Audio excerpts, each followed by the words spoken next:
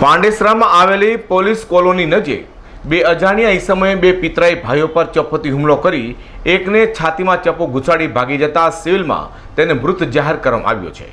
મૃતક રીતેશ ડી માર્ટનો કર્મચારી અને પરિવારમાં એકનો એક દીકરો હતો। આઈસ્ક્રીમની લારીવાળાનું પૂછવા બાબત થયેલી બોલાચાલીમાં હત્યા થઈ હોવાનું ઈજાગ્રસ્તના ભાઈ શિવમે જણાવ્યું છે।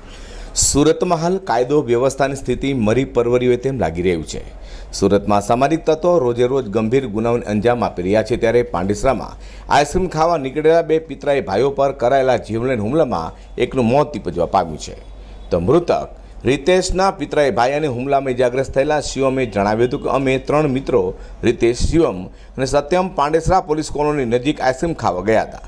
જ્યાં લારીવાળાઓ ન દેખાતા ત્યાં ઉભેલા એક ઈસમને લારીવાળો ક્યાં છે બસ આટલું જ પૂછ્યું, જેને લઈને અજાણ્યા ઈસમે ઉડાવ જવાબ આપતા સત્યમે કહ્યું તો જાને ભાઈ બસ અહીંયા વાત પૂરી થઈ ગઈ હતી।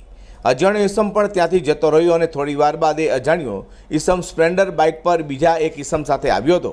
બસ આવીને કંઈ પણ પૂછ્યા વગર ચપ્પુ વડે તૂટી પડ્યો હતો। ઉપરા ઉપરી ચપ્પુ ફેરવતા શિવમના પેટના ભાગે અને બચાવવા ગયા આવેલા રીતેશને છાતીમાં ચપ્પુ ઘુસાડી દીધો હતો। ત્યારબાદ ભાગી જવા પામ્યા હતા। ઇજાગ્રસ્ત રીતેશને ઓટો રિક્ષામાં લઈ તાત્કાલિક સિવિલ આવતા ડોક્ટરે તેને મૃત જાહેર કર્યો હતો। બનાવની જાણ થતાં જ પોલીસ પણ ઘટના સ્થળે દોડી જવા પામી હતી અને તપાસ શરૂ કરી છે।